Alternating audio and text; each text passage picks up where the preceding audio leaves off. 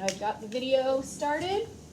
And what we're going to do for reading today is we're going to read the next 4 chapters, maybe 3, because there's a lot of pages, so we'll see if my voice holds up, of Holes. And then we'll start, so we'll read Holes today, and then we'll read it tomorrow, and then starting on Monday, we will start in the textbook.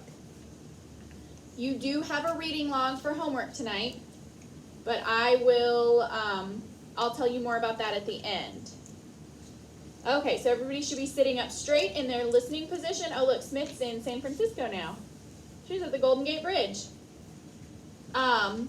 Is it just backgrounds? No, she actually went from Beauty and the Beast to San Francisco today. Just kidding. Okay, so everybody should be in their good listening position, sitting up straight, ready to listen, not playing with anything on their desk or in their lap. Ethan, sit up, please. Feet down and still. Carla, do you have a question? Don't forget to unmute yourself. How can you get the background? I'm not sure how to do that, but if you wanna email Smith's mom or dad, they'll tell you how to do it. Okay. Okay. So girls at home, go ahead and mute yourselves, and then we will begin. Chapter 5. There were 6 large gray tents, and each one had a black letter on it. A, B, C, D, E, or F. The first 5 tents were for the campers. The counselors slept in F. Stanley was assigned to D tent. Mr. Pendanski was his counselor. My name is easy to remember, said Mr. Pendanski as he shook hands with Stanley just outside the tent. 3 easy words: pen, dance, key. Mr. Sir returned to the office. Mr. Pendanski was younger than Mr. Sir and not nearly as scary looking. The top of his head was shaved so close it was almost bald, but his face was covered in a thick, curly black beard. His nose was badly sunburned. Mr. Sir isn't really so bad, said Mr. Pendanski. He's just been in a bad mood ever since he quit smoking. The person you've got to worry about is the warden. There's really only one rule at Camp Greenlight. Don't upset the warden. Stanley nodded as if he understood. I want you to know, Stanley, that I respect you, Mr. Pendanski said. I understand you've made some bad mistakes in your life. Otherwise, you wouldn't be here. But everyone makes mistakes. You may have done some bad things, but that doesn't mean you're a bad kid. Stanley nodded. It seemed pointless to try and tell his counselor that he was innocent. He figured that everyone probably said that. He didn't want Mr. Pendanski to think he had a bad attitude.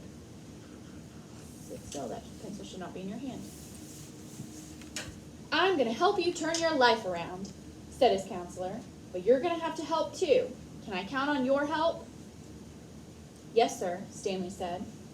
Mr. Pendanski said, good, and patted Stanley on the back. 2 boys, each carrying a shovel, were coming across the compound. Mr. Pendanski called to them. Rex, Alan, I want you to come say hello to Stanley. He's the newest member of our team. The boys glanced wearily at Stanley. They were dripping with sweat, and their faces were so dirty that it took Stanley a moment to notice that one kid was white and the other was black. What happened to Barf Bag? asked the black kid. Lewis is still in the hospital, said Mr. Pendanski. He won't be returning. He told the boys to come shake Stanley's hand and introduce themselves. Like gentlemen. Hi, the white kid grunted. That's Alan, said Mr. Pendanski. My name's not Alan, the boy said. It's Squid, and that's X-Ray. Hey, said X-Ray. He smiled and shook Stanley's hand.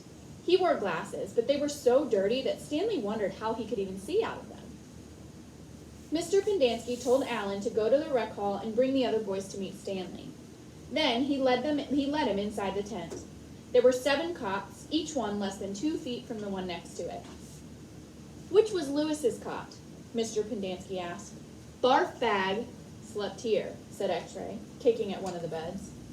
All right, Stanley, that'll be yours, said Mr. Pendanski.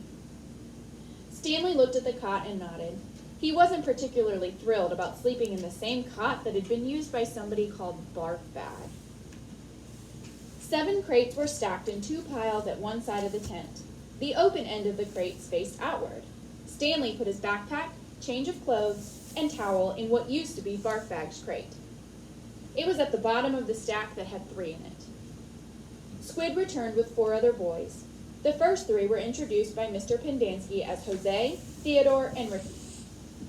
They called themselves Magnet, Armpit, and Zigzag. They all have nicknames, explained Mr. Pendanski. However, I prefer to use the names their parents gave me. The names that society will recognize them by when they return to become useful and hard-working members of society. It ain't just a nickname, X-Ray told Mr. Pendanski. He tapped the rim of his glasses. I can see inside you, Mom. You've got a big, fat heart. The last boy either didn't have a real name or else he didn't have a nickname. Both Mr. Pendanski and X-Ray called him Zero. You know why his name's Zero? Asked Mr. Pendanski. Because there's nothing inside his head. He smiled and playfully shook Zero's shoulder. Zero said nothing. And that's Mom, a boy said. Mr. Pendanski smiled at him. If it makes you feel better to call me Mom, Theodore, go ahead and call me Mom. He turned to Stanley. If you have questions, Theodore will help you. You got that, Theodore? I'm depending on you. Theodore spit a thin line of saliva between his teeth, causing some other boys to complain about the need to keep their home sanitary. You were all new here once, said Mr. Pendanski, and you all know what it feels like. I'm counting on every one of you to help Stanley. Stanley looked at the ground. Mr. Pendanski left the tent, and soon the other boys began to file out as well, taking their towels and change of clothes with them. Stanley was relieved to be left alone, but he was so thirsty, he felt as if he would die if he didn't get something to drink soon. Hey, Theodore, he said, going after him, do you know where I can fill my canteen? Theodore whirled and grabbed Stanley by his collar. My name's not Theodore, he said. It's Armpit. He threw Stanley to the ground. Stanley stared up at him, terrified. There's a water spigot on the wall of the shower stall. Thanks, Armpit, said Stanley. As he watched the boy turn and walk away, he couldn't for the life of him figure out why anyone would want to be called Armpit. In a way, it made him feel a little better about having to sleep in a cot that had once been used by somebody called Barfbag. Maybe it was a term of respect. Chapter 6. Stanley took a shower, if you could call it that, ate dinner, if you could call it that, and went to bed, if you could call his smelly and scratchy cot a bed. Because of the scarcity of water, each camper was only allowed a 4-minute shower. It took Stanley nearly that long to get used to the cold water. There was no knob for hot water. He kept stepping into, then jumping back from the spray, until the water shut off automatically. He never managed to use his bar of soap, which was just as well because he wouldn't have had time to rinse off the suds. Dinner was some kind of stewed meat and vegetables. The meat was brown and the vegetables had once been green. Everything tasted pretty much the same. He ate it all and used his slice of white bread to mop up the juice. Stanley had never been one to leave food on his plate, no matter how it tasted. What'd you do? One of the campers asked him. At first, Stanley didn't know what he meant. They sent you here for a reason. Oh, he realized. I stole a pair of sneakers. The other boys thought that was funny. Stanley wasn't sure why. Maybe because their crimes were a lot worse than stealing shoes. From a store, or were they on someone's feet? Asked Squid. Neither, Stanley answered. They belonged to Clyde Livingston. Nobody believed him. Sweet feet, said X-Ray. Yeah, right. No way, said Squid. Now, as Stanley lay on his cot, he thought it was kind of funny in a way. Nobody had believed him when he said he was innocent. Now, when he said he stole them, nobody believed him either. Clyde Sweetfeet Livingston was a famous baseball player. He'd led the American League in stolen bases over the last 3 years. He was also the only player in history to ever hit 4 triples in one game. Stanley had a poster of him hanging on the wall of his bedroom. Well, he used to have the poster anyway. He didn't know where it was now. It had been taken by the police and was used as evidence of his guilt in the courtroom. Clyde Livingston also came to court. In spite of everything, when Stanley found out that Sweet Feet was going to be there, he was actually excited about the prospect of meeting his hero. Clyde Livingston testified that they were his sneakers and that he had donated them to help raise money for the homeless shelter. He said he couldn't imagine what kind of horrible person would steal from homeless children. That was the worst part for Stanley. His hero thought he was a no-good, dirty, rotten thief. As Stanley tried to turn over on his cot, he was afraid it was going to collapse under all his weight. He barely fit in it. When he finally managed to roll over on his stomach, the smell was so bad that he had to turn over again and try sleeping on his back. The cot smelled like sour milk. Though it was night, the air was still very warm. Armpit was snoring 2 cots away. Back at school, a bully named Derek Dunn used to torment Stanley. The teachers never took Stanley's complaint seriously because Derek was so much smaller than Stanley. Some teachers even seemed to find it amusing that a little kid like Derek could pick on someone as big as Stanley. On the day Stanley was arrested, Derek had taken Stanley's notebook and after a long game of come and get it, finally dropped it in the toilet in the boys' restroom. By the time Stanley retrieved it, he had missed his bus and had to walk home. It was while he was walking home, carrying his wet notebook with the prospect of having to copy the ruined pages, that the sneakers fell from the sky.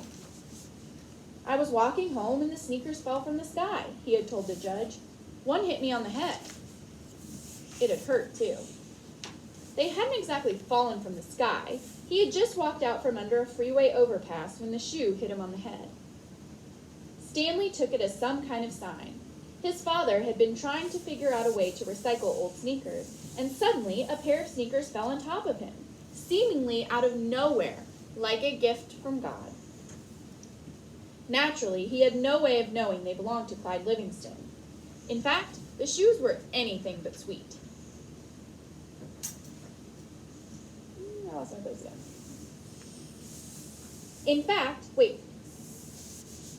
Whoever had worn them had had a bad case of foot odor. Stanley couldn't help but think that there was something special about the shoes, that they would somehow provide the key to his father's invention. It was too much of a coincidence to be a mere accident. Stanley had felt like he was holding destiny's shoes. He ran. Thinking back now, he wasn't sure why he ran. Maybe he was in a hurry to bring the shoes to his father. Or maybe he was trying to run away from his miserable and humiliating day at school. A patrol car pulled alongside him. A policeman asked him why he was running. Then he took the shoes and made a call on his radio. Shortly thereafter, Stanley was arrested. It turned out the sneakers had been stolen from a display at the homeless shelter. That evening, rich people were going to come to the shelter and pay $100 to eat the food that the poor people ate every day for free. Clyde Livingston, who had once lived at the shelter when he was younger, was going to speak and sign autographs. His shoes would be auctioned, and it was expected that they would sell for over $5,000. All the money would go to help the homeless. Because of the baseball schedule, Stanley's trial was delayed several months. His parents couldn't afford a lawyer. "You don't need a lawyer," his mother had said. "Just tell the truth." Stanley told the truth, but perhaps it would have been better if he had lied a little. He could have said he found the shoes in the street. No one believed they fell from the sky. It wasn't destiny, he realized. It was his no-good, dirty, rotten, pig-stealing great-great-grandfather. The judge called Stanley's crime despicable. The shoes were valued at over $5,000. It was money that would provide food and shelter for the homeless. And you stole that from them, just so you could have a souvenir. The judge said there was an opening at Camp Green Lake, and he suggested that the discipline at the camp might improve Stanley's character. It was either that or jail. Stanley's parents asked if they could have some time to find out more about Camp Green Lake, but the judge advised them to make a quick decision. Vacancies don't last long at Camp Green Lake. Chapter 7. The shovel felt heavy in Stanley's soft, fleshy hands.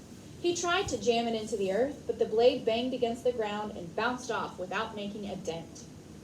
The vibrations ran up the shaft of the shovel and into Stanley's wrists, making his bones rattle. It was still dark. The only light came from the moon and the stars, more stars than Stanley had ever seen. It seemed he had only just gotten to sleep when Mr. Pendanski came in and woke everyone up.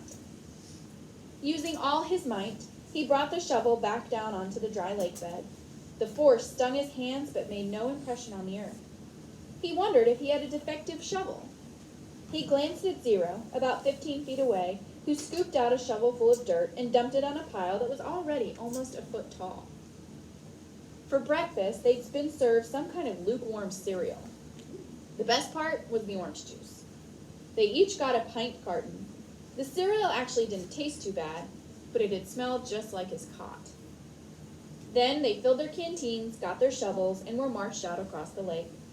Each group was assigned a different area. The shovels were kept in a shed near the showers.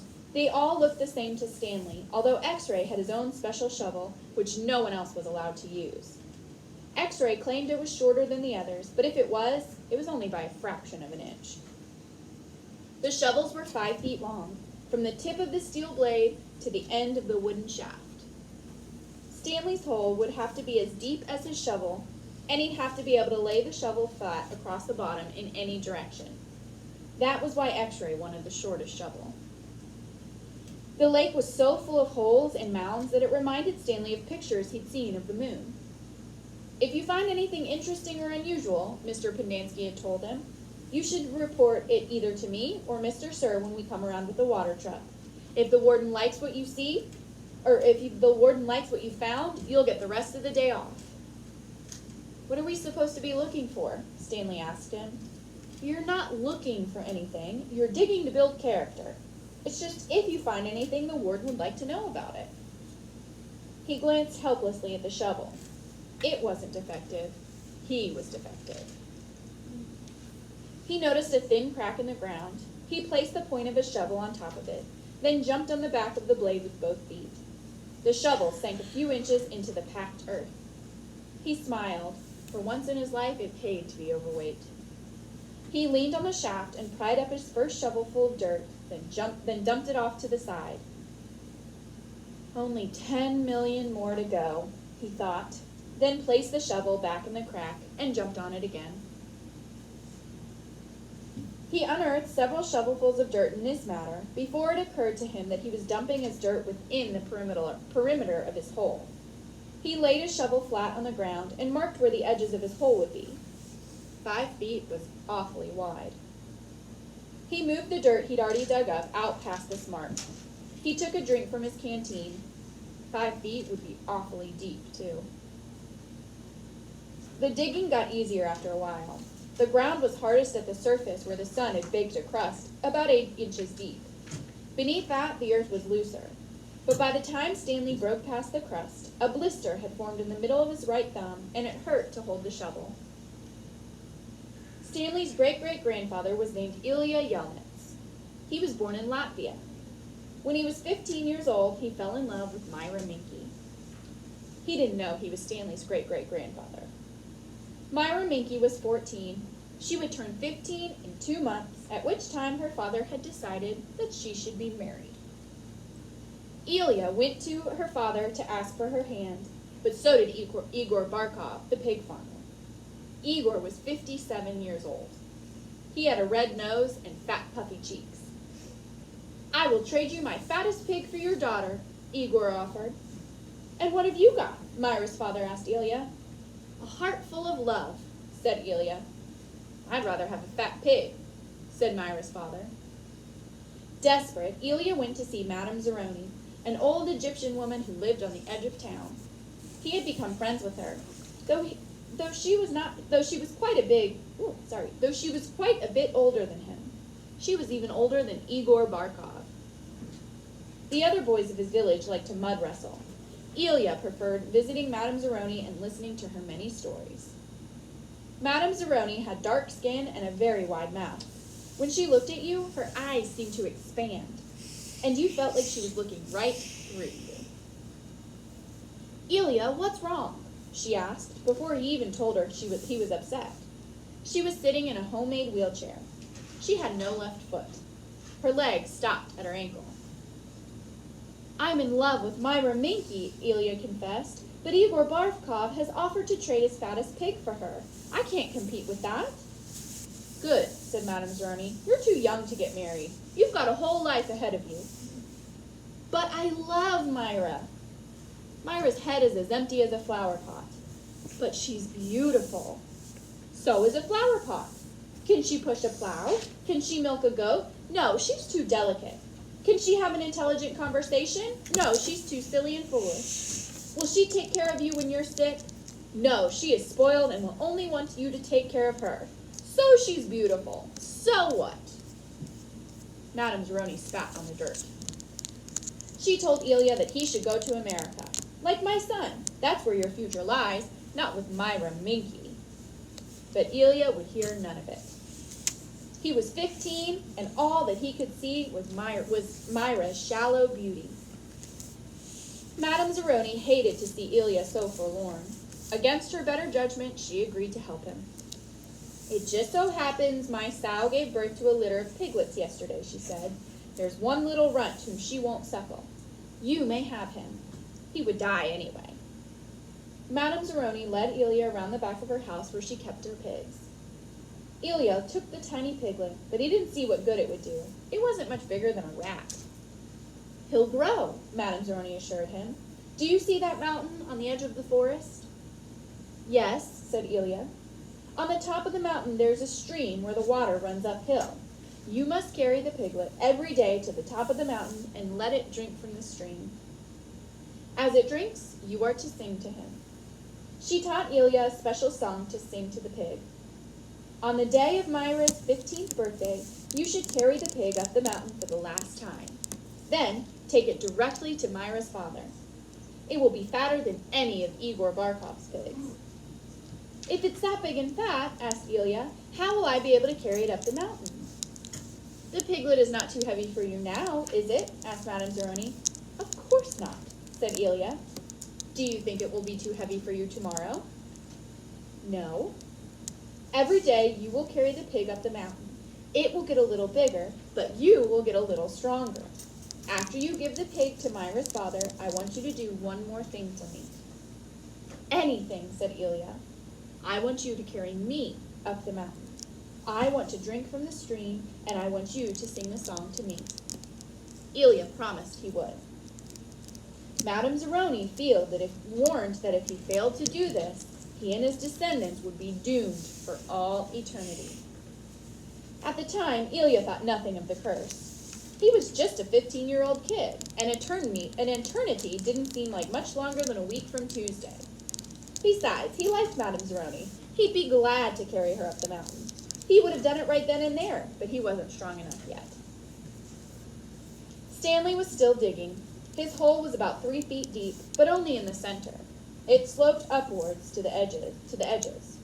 The sun had only just come up over the horizon, but he already could feel its hot rays against his face. As he reached down to pick up his canteen, he felt a sudden rush of dizziness and put his hands on his knees to steady himself. For a moment, he was afraid he would throw up, but the moment passed. He drank the last drop of water from his canteen. He had blisters on every one of his fingers, and one in the center of each palm. Everyone else's hole was a lot deeper than his. He couldn't actually see their holes, but could tell by the size of their dirt piles. He saw a cloud of dust moving across the wasteland and noticed that the other boys had stopped digging and were watching it too. The dirt cloud moved closer, and he could see that it trailed behind a red pickup truck. Make sure your heads are up, please. Sit up straight.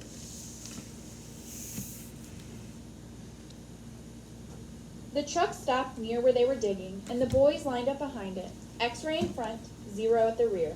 Stanley got in line behind Zero. Mr. Sir filled each of their canteens from a tank of water in the bed of his pickup. As he took Stanley's canteen from him, he said, "This isn't the Girl Scout, is it?" Stanley raised and lowered one shoulder. Mr. Sir followed Stanley back to his hole to see how he was doing. You better get with it, he said, or else you're going to be digging in the hottest part of the day. He popped some sunflower seeds into his mouth, deftly removed the shells with his teeth, and spat them into Stanley's hole. Every day, Elia carried the little piglet up the mountain and sang to it as it drank from the stream. As the pig grew fatter, Elia grew stronger. On the day of Myra's 15th birthday, Elia's pig weighed over 50 stones. Madame Zeroni had told him to carry the pig up the mountain on that day as well, but Elia didn't want to present himself to Myra smelling like a pig. Instead, he took a bath. It was his second bath in less than a week. Then, he led the pig to Myra's. Igor Barkov was there with his pig as well. These are two of the finest pigs I've ever seen, Myra's father declared. He was also impressed with Elia, who seemed to have grown bigger and stronger in the last 2 months. I used to think you were a good-for-nothing book reader, he said, but I see now you could be an excellent mud wrestler. May I marry your daughter? Elia boldly asked. First, I must weigh the pigs. Alas, poor Elia should have carried the pig up the mountain one last time. The 2 pigs weighed exactly the same. Stanley's blisters had ripped open, and new blisters formed. He kept changing his grip on the shovel to try to avoid the pain. Finally, he removed his cap and held it between the shaft of his shovel and his raw hands. This helped, but digging was harder because the cap would slip and slide. The sun beat down on his unprotected head and neck. Though he tried to convince himself otherwise, he'd been aware for a while that his piles of dirt were too close to the edge of his hole. The piles were outside his 5-foot circle, but he could see he was going to run out of room. Still, he pretended otherwise and kept adding more dirt to the piles that he would eventually have to move. The problem was that when the dirt was in the ground, it was compacted. It expanded when it was excavated. The piles were a lot bigger than his hole was deep. It was either now or later. Reluctantly, he climbed up out of his hole and once again dug his shovel into the previously dug dirt. Myra's father got down on his hands and knees and closely examined each pig, tail to snout.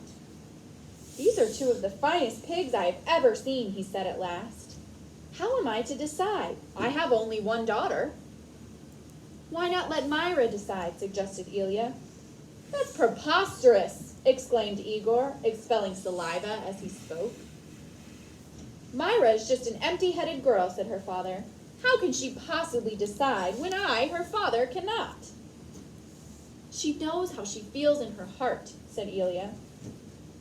Myra's father rubbed his chin. Then he laughed and said, Why not?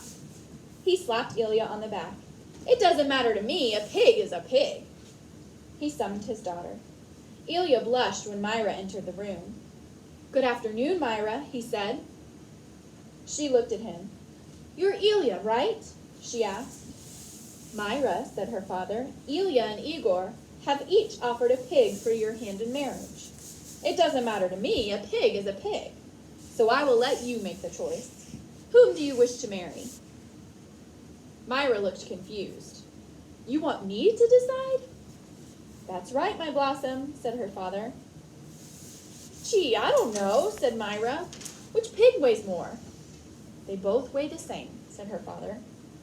Golly, said Myra. I guess I choose Elia.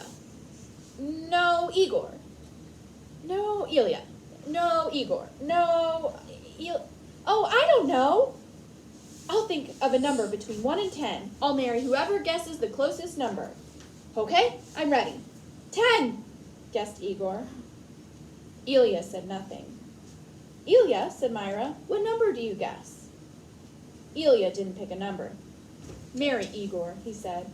You can keep my pig as a wedding present. The next time the water truck came, it was driven by Mr. Pendanski, who had also brought sack lunches. Stanley sat with his back against a pile of dirt and ate. He had a bologna sandwich, potato chips, and a large chocolate chip cookie.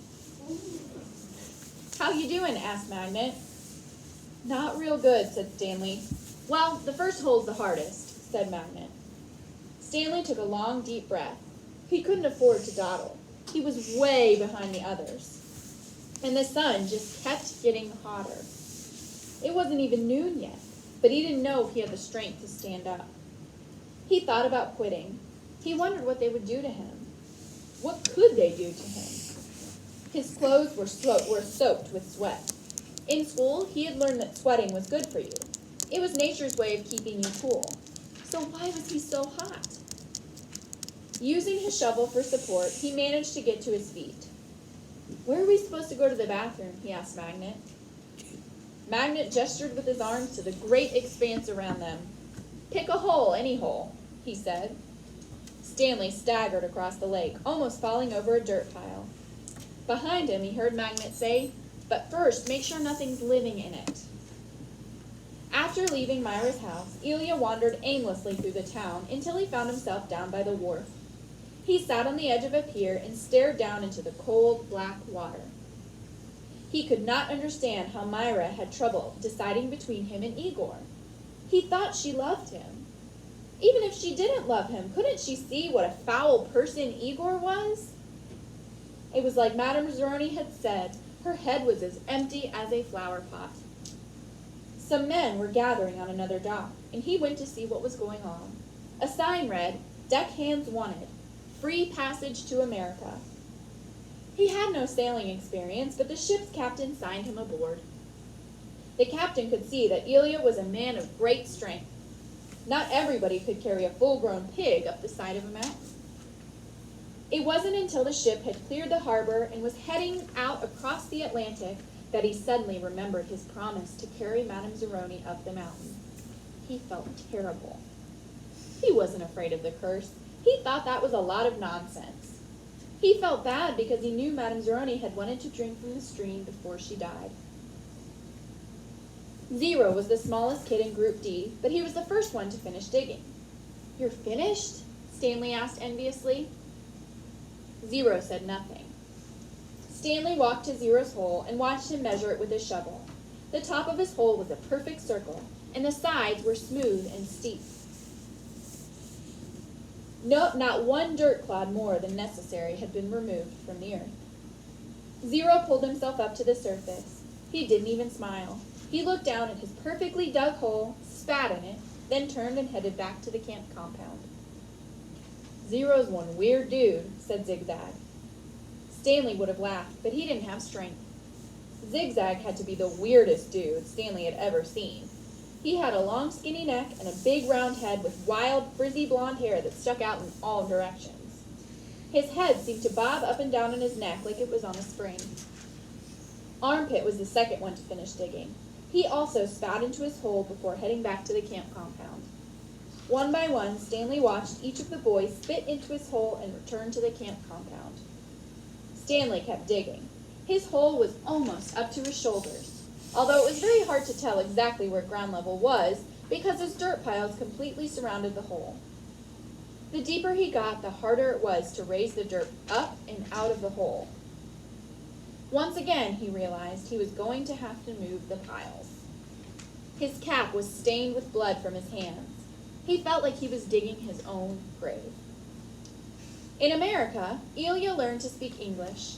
He fell in love with a woman named Sarah Miller. She could push a plow, milk a goat, and most important, think for herself. She and Ilya often stayed up half the night talking and laughing together. Their life was not easy. Ilya worked hard, but bad luck seemed to follow him everywhere. He always seemed to be in the wrong place at the wrong time. He remembered Madame Zeroni telling him that she had a son in America. Ilya was forever looking for him. He'd walk up to complete strangers and ask if they knew someone named Zeroni, or had ever heard of anyone named Zeroni. No one did. Ilya wasn't sure what he'd do if he ever found Madame Zeroni's son anyway. Carry him up a mountain and sing the pig lullaby to him? After his barn was struck by lightning for the third time, he told Sarah about his broken promise to Madame Zeroni. "I'm worse than a pig thief," he said. You should leave me and find someone who isn't cursed." "I'm not leaving you," said Sarah, "but I want you to do one thing for me." "Anything," said Ilya. Sarah smiled. "Sing me the pig lullaby." He sang it for her. Her eyes sparkled. That's so pretty. What does it mean? Elia tried his best to translate it from Latvian into English, but it wasn't the same. It rhymes in Latvian, he told her. I could tell, said Sarah. A year later, their child was born. Sarah named him Stanley because she noticed that Stanley was Yelnats backward. Sarah changed the words of the pig lullaby so that they rhymed, and every night she sang it to little Stanley. If only, the woodpecker sighs. The bark on the tree was as soft as the skies. While the wolf waits below, hungry and lonely, he cries to the moon, if only, if only. Stanley's hole was as deep as a shovel, but not quite wide enough on the bottom. He grimaced as he sliced off a chunk of dirt, then raised it up and flung it into a pile. He laid his shovel back down on the bottom of his hole, and to his surprise, it fit. Here and there, before it could lie flat across, he rotated it and only had to chip off a few chunks here and there before it could lie flat across his hole in any direction. He heard the water truck approaching and felt a strange sense of pride at being able to show Mr. Sir or Mr. Pendanski that he had dug his first hole. He put his hands on the rim and tried to pull himself up. He couldn't do it. His arms were too weak to lift his heavy body. He used his legs to help, but he just didn't have any strength. He was trapped in his hole. It was almost funny, but he wasn't in the mood to laugh. Stanley, he heard Mr. Pendanski call. Using his shovel, he dug 2 footholes in the whole wall. He climbed out to see Mr. Pendanski walking over to him. I was afraid you'd fainted, Mr. Pendanski said. You wouldn't have been the first. I'm finished, Stanley said, putting his blood-spotted cap back on his head. All right, said Mr. Pendanski, raising his hand for a high five, but Stanley ignored it. He didn't have the strength. Mr. Pendanski lowered his hand and looked down at Stanley's hole. Well done, he said. You want to ride back? Stanley shook his head. I'll walk. Mr. Pendanski climbed back into the truck without filling Stanley's canteen. Stanley waited for him to drive away, then took another look at his hole. He knew it was nothing to be proud of, but he felt proud nonetheless. Make sure your heads are up. Kingston, head up. Scoot back in your chair so that your back is all the way back against your chair. He sucked up his last bit of saliva and spat. Chapter 8. A lot of people don't believe in curses. A lot of people don't believe in yellow-spotted lizards either. But if one bites you, it doesn't make a difference whether you believe in it or not. Actually, it is kind of odd that scientists named the lizard after its yellow spots. Each lizard has exactly 11 yellow spots, but the spots are hard to see on its yellow-green body. It's the front piece. The lizard is from 6 to 10 inches long and has big red eyes. In truth, its eyes are yellow, and it's the skin around the eyes which is red, but everyone always speaks of its red eyes. It also has black teeth and a milky white tongue. Looking at one, you would have thought that it should have been named a red-eyed lizard, or a black-toothed lizard, or perhaps a white-tongued lizard. If you've ever been close enough to see the yellow spots, you are probably dead. The yellow-spotted lizards like to live in holes, which offer shade from the sun and protection from predatory birds. Up to 20 lizards may live in one hole. They have strong, powerful legs and can leap out of very deep holes to attack their prey. They eat small animals, insects, certain cactus thorns, and the shells of sunflower seeds. Okay, so that's all for today. I'll read chapters 9 through 12 tomorrow during reading. So for tomorrow, your reading homework is a 30-minute reading log. So just set it up the same way that you did from yesterday. Look at that, your guide, your reading log example. Those of you who I talked to today, and there were just a few little changes to make sure you do those tonight. Girls at home, make sure that your reading log is scanned and emailed to me by 8:15 tomorrow morning. And that's it. That's your only homework. So you'll have, guys at home, you'll have your planners after this weekend. I will come and I will drop them off on your porches. I'll get a time with your parents to do that. Everyone at school, you have your planners, so go ahead and get your planners out. Girls at home, that's it for today. Unless you have any questions, we'll see you tomorrow morning at 8:30 for math. Yes. Victoria's coming to say bye. So